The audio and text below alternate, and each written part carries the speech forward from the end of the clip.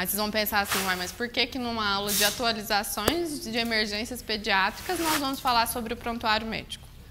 Eu escolhi falar desse tema porque ele é um projeto pessoal meu, né, para ensinar as pessoas a terem um documento melhor elaborado e também pela importância dele na nossa decisão clínica, decisão da nossa hipótese diagnóstica e da nossa conduta. Então, hoje eu apresento para vocês o Guia Prático do Prontuário Médico e o meu lema é: escreva para proteger e documente para liderar. Pode passar. Bom, o que é o mais importante? Que o seu prontuário, ele é a sua defesa jurídica. Então, o que é isso? Ele é a memória clínica, porque daqui uma semana, um mês, um ano, 10 anos, se alguém te perguntar alguma coisa sobre um paciente específico, você vai lembrar? Mas se você escreveu de forma adequada no prontuário, você será capaz de ler e entender o porquê das condutas que você tomou.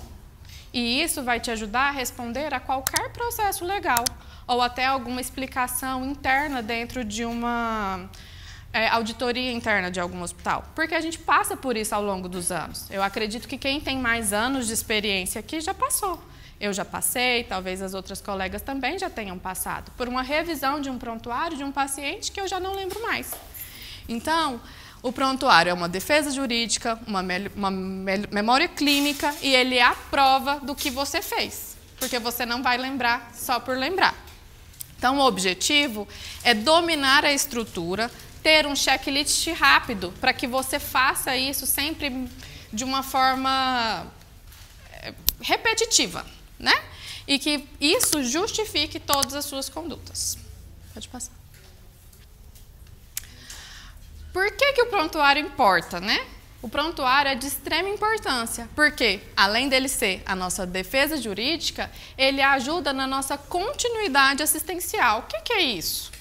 Quando a gente está lá no pronto-socorro, que eu atendo o paciente pela primeira vez, o que o paciente traz de informações e o que eu faço com ele é de extrema importância para o próximo colega que vai ver. Se esse paciente vai ficar na observação, como acontece aqui com a gente, o médico que está na observação, ele tem que ser capaz de ler aquela história, aquele exame físico e entender por que você teve aquela hipótese e aquela conduta. Um caso recente, paciente com diarreia há 3 dias associada à febre. Um exame físico direcionado, explicando e justificando esses sintomas. Hipótese diagnóstica, IVAS, conduta, raio-x de tórax. Eu não fui capaz de entender. E nenhum de vocês será capaz de entender. Porque não tem sentido. Então, se a gente não fizer uma coisa lógica e uma história que nos leve a um diagnóstico preciso, nós vamos falhar. E o outro colega que chegar não vai entender. E se isso for para um juiz avaliar, ele também não vai entender. Porque ele nem é médico. Ajuda na comunicação com a equipe e na valorização profissional. Por quê? Porque quando eu faço um prontuário bem montado, todos da minha equipe são capazes de ler e entender. A equipe da enfermagem, a equipe da fisioterapia, a equipe da nutrição, porque ela vai entender, o meu paciente está de jejum por isso, o meu paciente está com uma dieta para diabetes por isso. O que eu preciso fazer numa dieta para diabetes? A minha nutrição vai ser capaz de entender, se a minha enfermagem sabe, ela é capaz de entender que o que veio não corresponde. Então, é uma coisa para todos, não é só do médico, é para a equipe toda.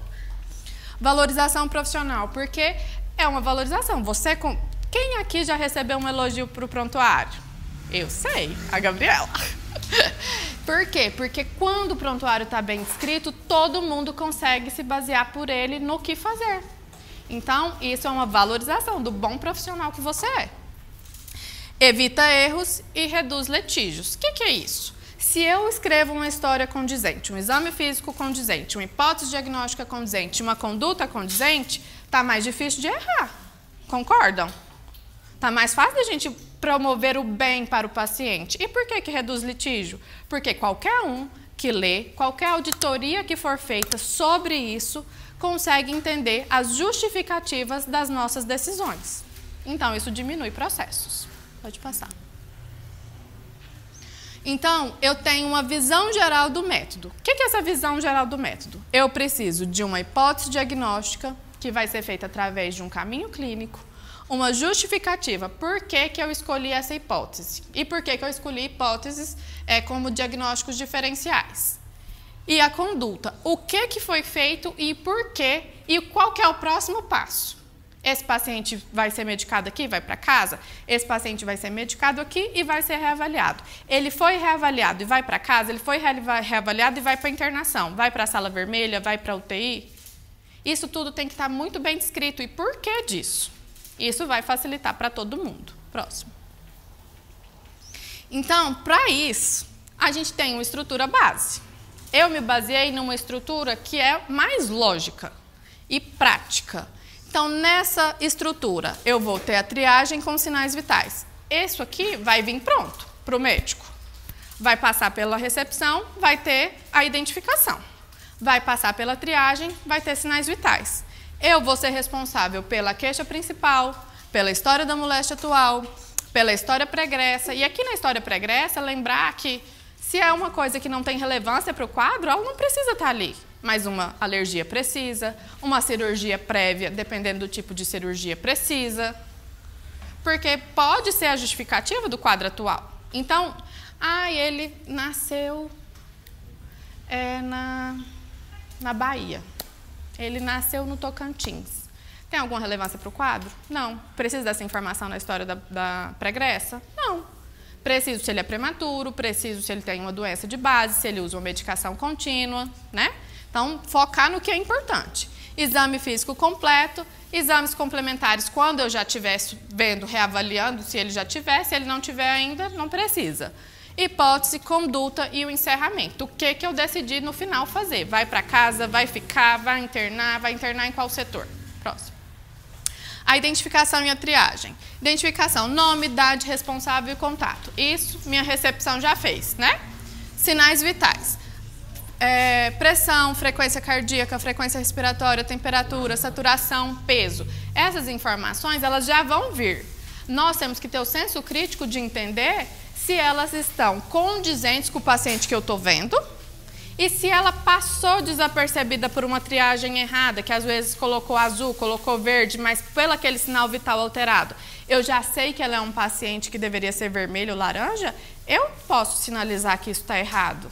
Eu posso reverificar esses sinais vitais e redirecionar esse paciente de forma mais rápida, para que ele não se perca dentro do sistema. Então, esses sinais vitais, por mais que eles venham prontos, eles fazem parte também da nossa capacidade de trabalho. Então, a gente precisa refazer em alguns casos.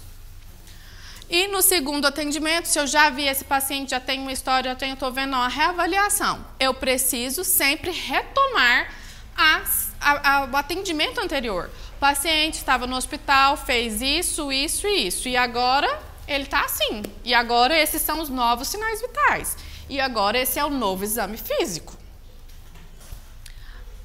O que a gente vai falar na queixa principal? Eu posso me restringir às palavras exatas do paciente, entre aspas, vocês já sabem. Ou se ele contou uma história gigantesca para me falar a queixa principal, eu posso resumir numa frase única que expresse o motivo principal dele estar ali. Também pode. Deixa eu passar. A história da moléstia atual. Eu gosto de falar que a história da moléstia atual é uma história. Eu vou contar uma história, igual a historinha de conto de fadas. Era uma vez um paciente. Só que essa história tem que ter início, meio e fim. Essa história ela tem que ter sentido. Adianta eu contar só que a Branca de Neve comeu a maçã? Ninguém vai entender. Por que ela comeu a maçã? E daí que ela comeu uma maçã? Então, a gente tem que contar uma história que qualquer um consiga entender. E isso, ela vai chegar. O início, a evolução, para a gente ter o tratamento que ela já fez em casa. A mãe já deu tal remédio. Resolveu ou não resolveu? Então, paciente com febre há 2 dias, já tomou isso e não melhorou. Por isso, procura o atendimento. Olha, não é uma história enxuta, mas que conta tudo? Então, se programar para isso. Perguntas chaves. Quando começou? E quando? Não é há 2 dias. 2 dias para a mãe, começou ontem. Para nós, começou ontem, é 1 dia. Se foi ontem à noite, vamos supor que nós estamos no período da manhã, às vezes são horas. febre a 12 horas. Febre a 12 horas não é diferente de febre a 2 dias? Mas para a mãe, ontem é um dia e hoje é um novo dia. Então, são 2 dias.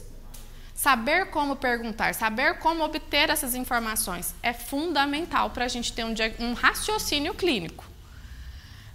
A evolução, sempre se atentar como que o paciente evoluiu. Ele tomou remédio, ele toma remédio para a febre e não melhora. Mas não melhora, a febre não passa ou a febre passa e volta? Faz diferença. Tem algum sintoma associado? Não, só tem febre. Não, então ele nega. Nega tosse, nega diarreia, nega. Tem que ter essas palavras, negando, se já que não tem.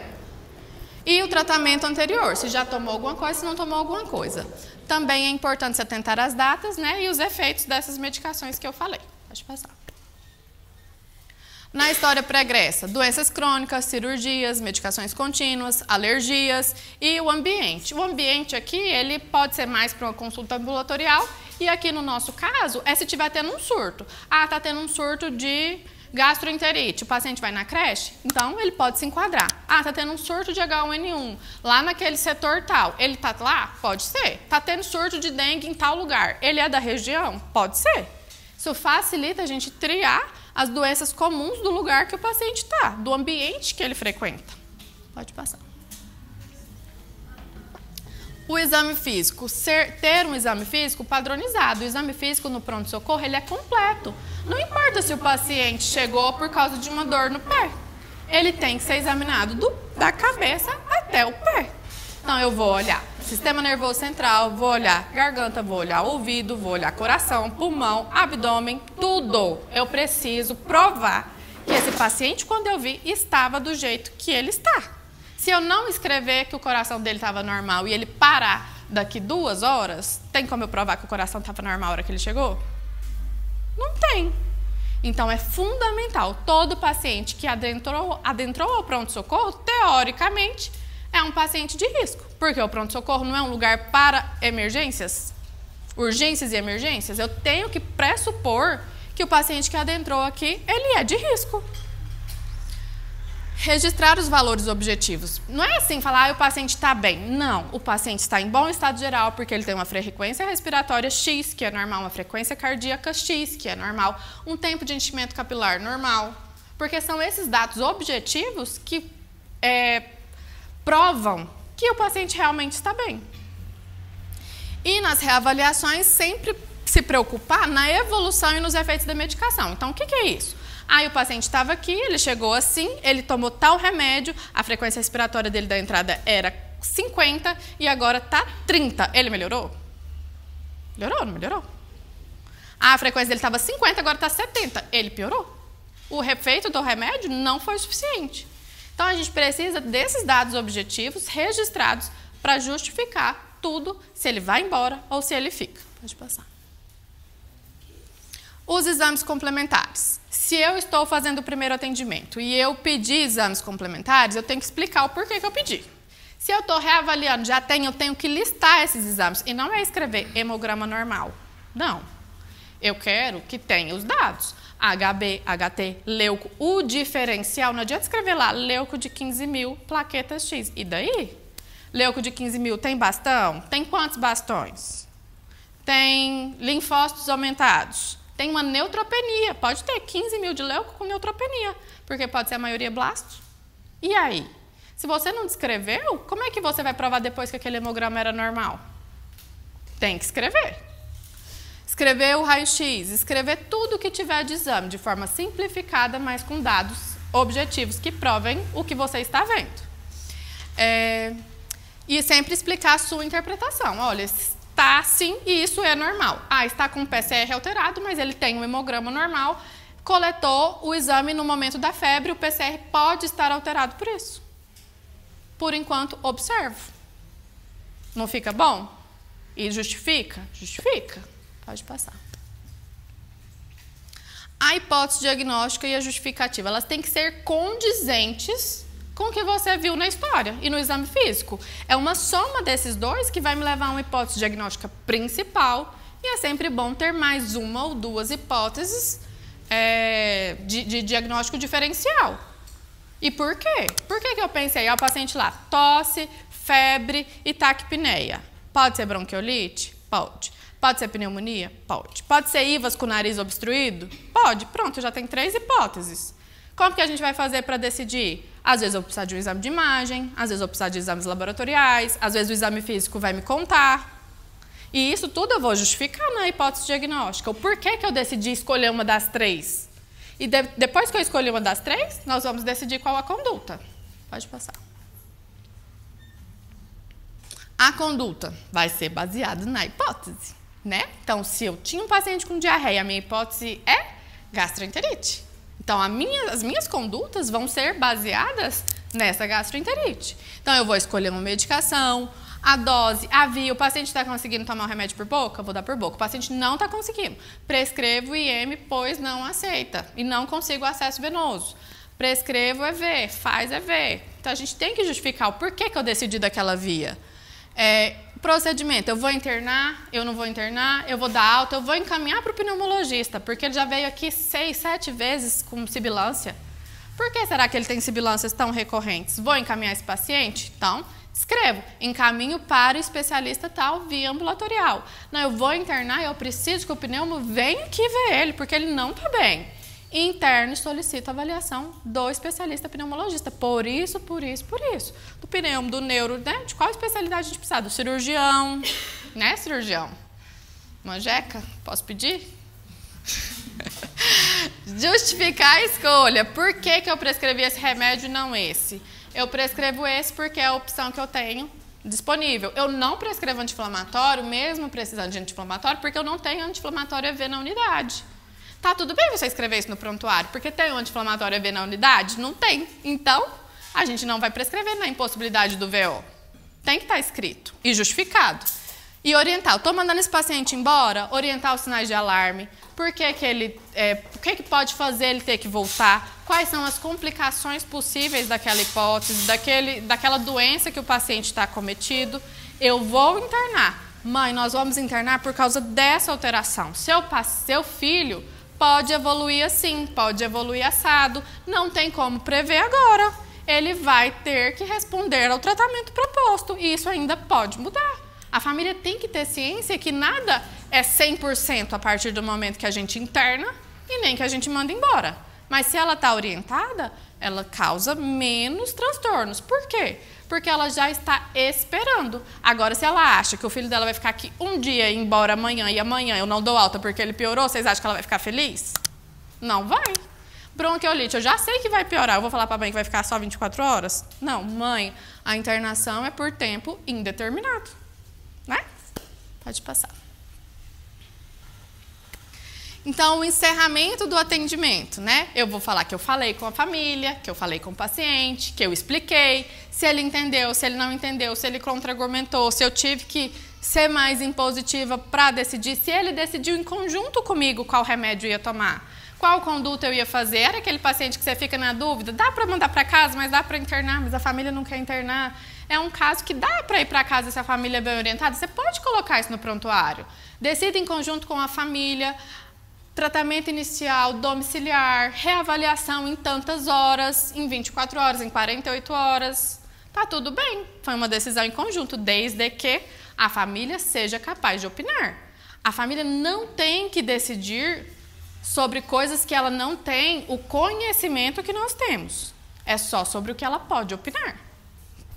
Então, documentar se ele teve dúvida, o plano que você fez, vai voltar, não vai voltar, e sempre assinar digitalmente ou com carimbo quando a gente imprime, né, as prescrições. Isso é importante no registro do nosso prontuário, dos nossos documentos médicos. Então, só um checklist rápido para vocês lembrarem. O prontuário precisa de queixa principal, história da moléstia atual, exame físico, hipótese diagnóstica, conduta e orientações. E um complemento são sinais vitais, as alergias, as medicações, o exame físico mais detalhado por sistemas, os exames solicitados, retorno e algum aviso importante que você fez para a família. Como que eu vou escrever isso rápido? Eu use técnicas, né, de frases objetivas, frases curtas, verbos no passado, verbos no presente, evitar valores de juízo, mãe descompensada, não. Mãe irritada, não. Mãe nervosa. Não, você não sabe se ela está nervosa. Mãe fala com a equipe de tal maneira. Mãe mentirosa, essa é a pior, não pode.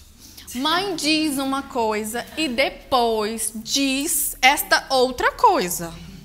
O que realmente aconteceu? Não sei, né?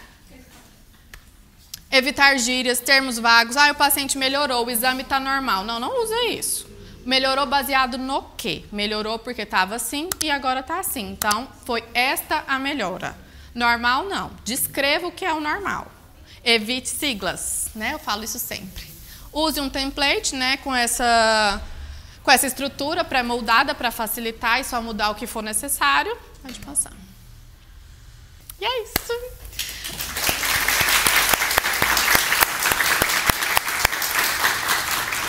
Gente, esse QR Code, ele dá acesso às minhas redes sociais, ao meu canal no Instagram e no YouTube. E eu quero que vocês acessem ele, porque em breve eu vou lançar um grupo exclusivo para vocês, para fazer uma mentoria com quem está aqui presente. Então, aguardem lá que eu vou deixar isso para vocês, esse presente.